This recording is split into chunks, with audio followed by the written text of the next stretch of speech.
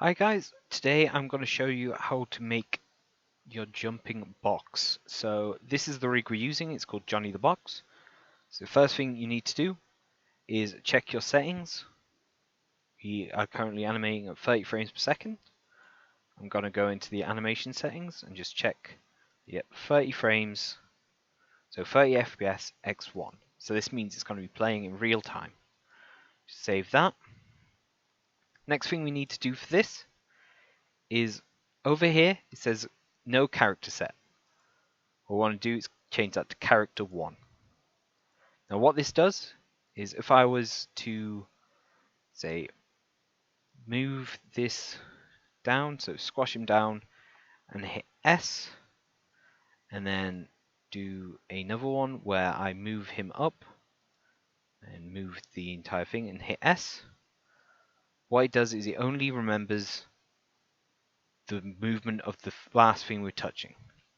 But if I go back and I select character 1, I bounce him down, S, then move him up, and then I hit, oh, I didn't move my thing along, I move him to his new position and hit S. It remembers what all the movements did. So now I'm just going to go back again, back to start. So a little introduction to this rig, Johnny the Box. You've got a lot more manipulators on this. This big arrow, this is your starting spot for the animation, so we can just leave that in the middle. Then you've got these 4 boxes around. Big one around the edge moves the entire model. So if you're wanting to jump up, you'd move that ring. This one on the top squashes him down or stretches him up. One on the bottom does the same. And this one in the middle actually changes where he squashes. So if I squish him up or stretch him up, you can change what area is getting squashed the most. So that's how the rig works. So now we're going to start animating. So we're going to make him jump on the spot. So what I'm going to do is, just as stars, is hit S at the start and S at the end, so he's on the ground. Then I'm going to go to frame 15 because that's my middle. I'll grab the big ring round the outside and I'll move him up and hit S. Now he is technically jumping up and down at the moment, but it's not looking that great. So what we're going to do is add a bit of squash and stretch into it. So when he's on the ground here, I'll grab the top ring, squash him down. I'll hit S to save that, and then I'm going to copy that and move it to my final frame as well. So now he squashes down when he hits the ground, but it doesn't look quite right. What he needs to do is unsquash before he leaves the ground. So I'm going to go a few frames along. I'm then going to go to this menu here. Looks like a bunch of papers sat on each other. And what this is, this gives a numeral factor to everything you're doing. So if I set the Y to 0, he's no longer squashed. And same on the center ring, he's now sat on the ground. So if I hit S now, he now unsquashes before he jumps off the ground. I can copy and paste that close to the end as well.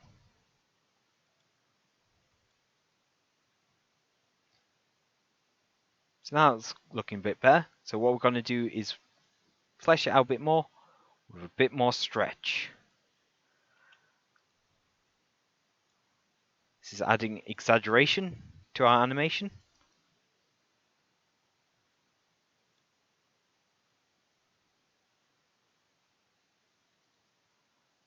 See, that's not looking too bad.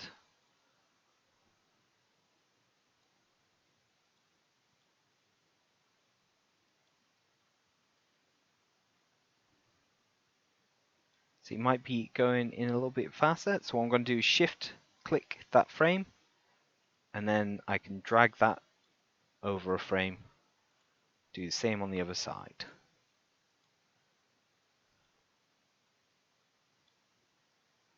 There you go. See, this doesn't look quite right because he's stretching too much. So I'm going to lower him down and hit S. So at this point, you're just messing around with it until you can get the best results. So at the top, I might go, hey, I want his bottom to go up a little bit. Maybe that'll look nice. And he hits his apex. And because of slow in, slow out, what I'm going to do is, say, just frame before, move him up a little bit, and hit S. And I'm going to copy that frame, put it on the other side. Oh, but that doesn't look great. I put it in the wrong place. So I'm going to shift select that, move it over one.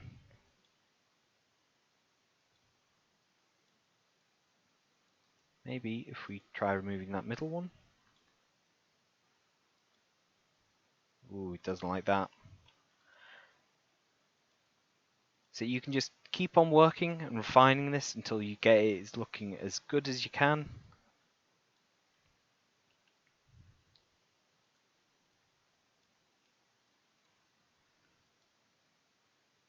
That looks a bit nicer. Could I even try and add a bit more character by using the rotate tool? Make him squash down forward when he's on the ground.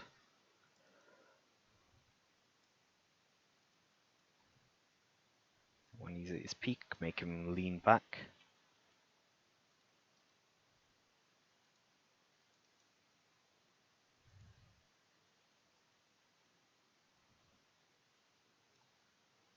There we have a happy jumping box. Think about your timing, think about your slow in, your slow out. Think of your squash and stretch, that's a big one for this. And try and make the best animation you can.